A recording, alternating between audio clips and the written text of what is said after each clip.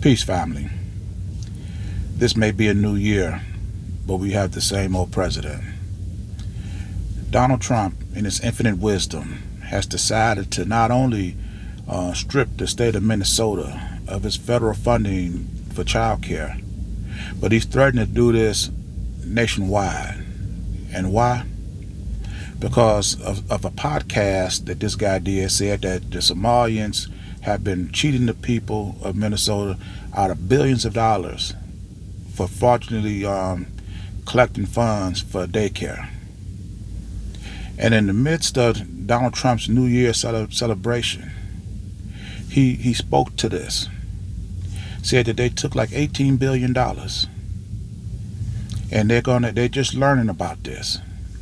And when they get to the bottom of it, they're going to rectify the situation. But the thing that bothers me about that is we don't know who this guy is, where he got his sources from, and how is it that it reached the President of the United States and he's going to enact such a harsh punishment before realizing whether what this man is saying is true or not.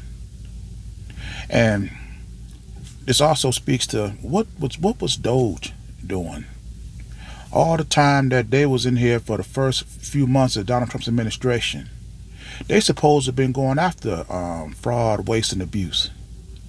How come it's now a year later and you just not now finding out that the people of Somalia has been ripping off the state of Minnesota?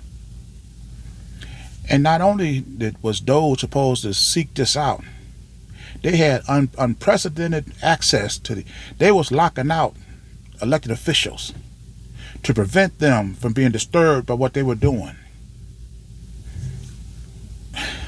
You know, like I said, this whole thing makes absolutely no sense. And see, Donald Trump hates black and brown people, period. If you find that, let's say what he says is 100% true. Let's say the people in in Minnesota, the Somalian people, have been stealing money from the program using false children or however they was doing it. You do not throw the baby out with the bathwater to solve this issue. You don't eliminate federal funding to all daycares until you find out the extent of this discrepancy. And see, the fact of the matter is, even if what you said was true, you've paid out $18 billion, and now you want to freeze the funding to make sure that everything is verified before you send another dime. If you spent $18 billion, by that time you'd have thought everything was verified to continue to get to that point, that amount of money. And you telling me you'd have spent $18 billion and you don't know whether or not it was legitimate or not? That makes absolutely no sense. And then the fact that, and then on top of that, Donald Trump is talking about doing this nationwide. He's stripping federal funding for daycare services across the country. And why is he doing this? Because he's federalizing his racism against the Somalian people. You stripped the state of Minnesota of its federal funding to provide daycare. Not only are you negatively impacting the people who have daycares, the legitimate people who have daycares, but you're also denying the service to all the people who depend on this service. And instead of looking at Donald Trump, they're going to be looking at the Somalian people. And they're going to try to drive these people out of Minnesota. And with Donald Trump threatening to do this nationwide, there's not going to be another city or state that's going to accommodate these people if they try to move from one state to the next. This is nothing but pure hatred. The only place that the Somalian people will have to go for refuge is back to Somalia, back to their homeland. And then his hatred has not stopped at that point.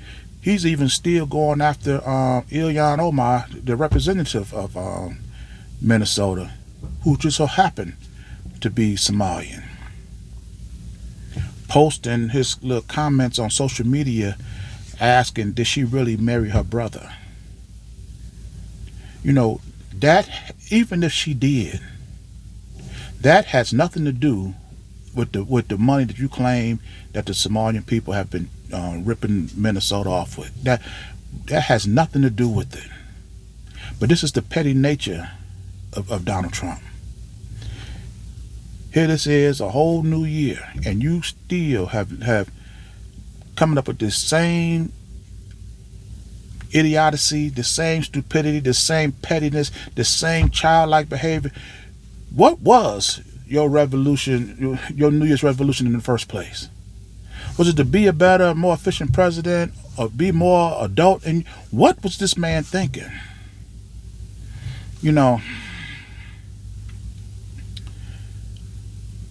I was talking to my son earlier today, and he said to me, he said, "Dad, you're going back to work already? Day after?" I said, "Yes." You don't get a break in this system.